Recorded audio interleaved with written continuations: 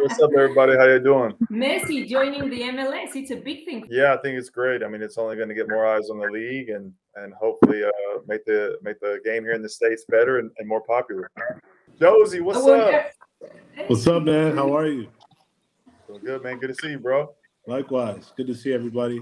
Thank you for having me. Very happy to be here. Thank you very much. Very nice to be here. Looks like fun already. Who we got there? Clint, how are you, man? How you doing? Good to see you, bro. Good to see you as well. Jozy, how you doing? I'm good. How are you? Where in the hell are you guys at these days? Jason, I live in North Carolina. We got to get you on that TST team, bro. We need some help. Me and Daniel get it done. I'm not so sure my knee would hold up, man. We definitely need some help. You didn't do so well or what? Who was the coach now? I want to know about that because they should be fired already. It was me. Oh, there you go. You're out. You're out, man. You're out. You lose 2 games, you're out. Damn. First and foremost, honored to be joining you all on this. It's incredible.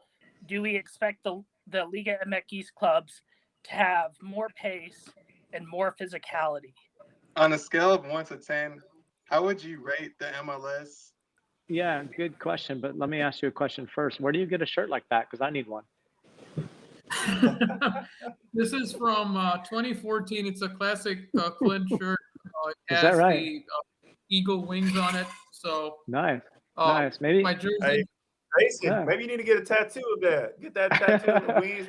I could work that out. I got a few spots left on my body for those, for sure. I was wondering if you got that out of your closet. ¿Jugar en América? ¿En qué otro equipo jugó? En el Valencia de España, en la Lazio de Italia y los Kansas City y Colorado Rapids. Hey, Clemson, do you speak Spanish, Clemson? Un poco, no hablo mucho. Yeah. Okay, you speak Spanish. I speak Spanglish. Messi just scored. What a goal, man. Wow. Free kick. Wow. Free kicks, it's mostly dependent on how far the ball out is. Like, so if the ball's a little bit further away, you look closer away, you have less of an ability to bend it over or around the wall, and it would be typically more far post. But that was right in the sweet spot where you could kind of do either. So that leaves the goalkeeper in some disarray. Those are the moments that you wait for. You practice those shots, but at the end of the day, it's about, making sure that you can actually finish the product, there at the end. I actually was a field goal kicker that a lot of people don't know about in college. So I kicked a lot of field goals as well. And so I kind of look at it in the same way that your steps, your process has to be the same. And I think that's, especially in the game, you can't get rattled in the game and just try to focus on those things. You repeat that motion 100 times, 1,000 times, 10,000 times. And then in the game, it's just the same thing you did on the practice field 10,000 times.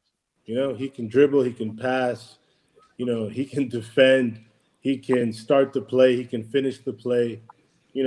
I think that's some of the best part of his game is his passing. If you watch him play, he always waits till the window opens up at the right time, plays the ball at the right weight, to the right foot of his teammate.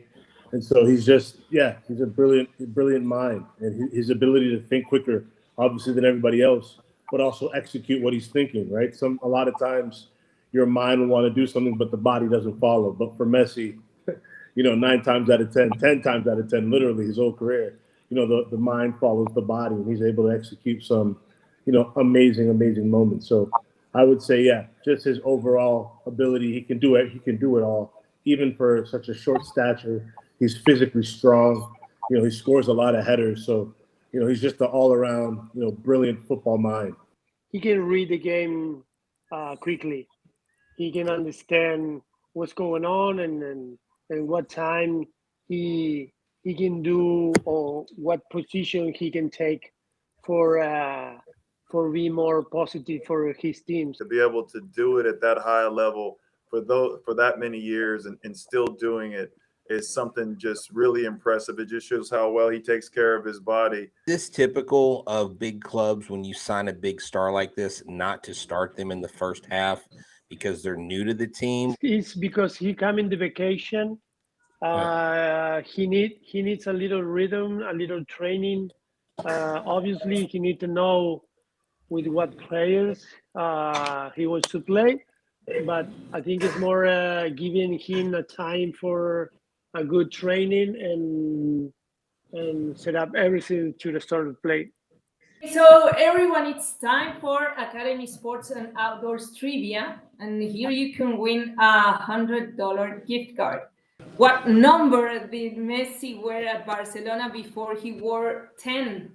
A 7, B 19, C 14, and D 21. So you know what to do. Write your answer in the chat, and the hand team will contact you. Vignesh is the winner. Hello, Vignesh, you won this great gift card, $100 one. You can spend. What will you spend it in? I'm in need of new cleats, so I'm gonna buy that. Probably, I'm thinking about Mercurials or the Phantom, but since Clint's here, I'm gonna do Phantom. I'm a big numbers guy, Clint. So I got a question for you. I associate positions with numbers a lot. I gotta ask you this, man.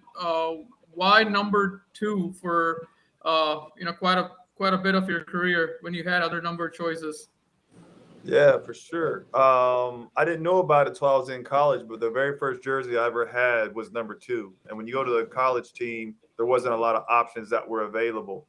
And then when I went to the Revolution, it was the only few numbers that were available was like number 10 or number 2.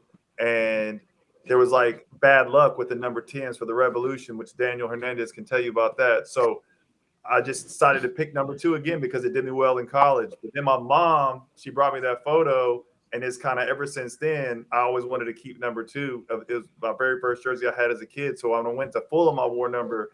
I was going to get number 2, but someone else had it. So that's why I went 23. So it still had a 2 in it, but 23 for Michael Jordan. And then when I went to Tottenham, I got a chance to wear number 2, so I wore it. But everybody in England was talking trash, like, why is a midfielder wearing number 2? It's not a normal number for a midfielder to wear. It kind of upset people. But it was kind of one of those things that, like, it is what I had as a kid, and I like to be different. And, it's a number that was always special to me. And the reason why I wore number 8 with the U.S. team is it was seniority. Frankie Haydock already had the number 2. My first cap, I wore number 2, but since Frankie Haydock had that number, I couldn't get it. So in the World Cup, that's why I wore number 8, because it was the only another option that was available. I scored in 2006 World Cup, and so that's why I kept number 8 for the national team. Thank you, Clint. Massive fan. Thank you, sir. Appreciate you. Leo, have you ever met Messi? Yeah, I have. I have a couple times that we meet in Barcelona. We played America and Mexico with Barcelona, against Barcelona, and Messi was in the bench. So when they finished the game, this Saviola, that Javier Saviola in that time played with Barcelona, coming to the locker room, say hi and talk a little bit. And it was a kid coming with him, a small kid. It was Leo, and we started talking. I feel like an old guy in that time because it was a kid. But after when we met in Barcelona, we enjoy a nice talk, and also he played a little soccer with my son. Everyone who's been hanging with us today, thank you very much. Great. Thanks so much, everybody. Thanks, everybody. It was great. Bye-bye. Thank you. See you guys. A couple days, Jason. Later. All righty. Bye-bye. See Thank you, Bye-bye. guys. You're awesome.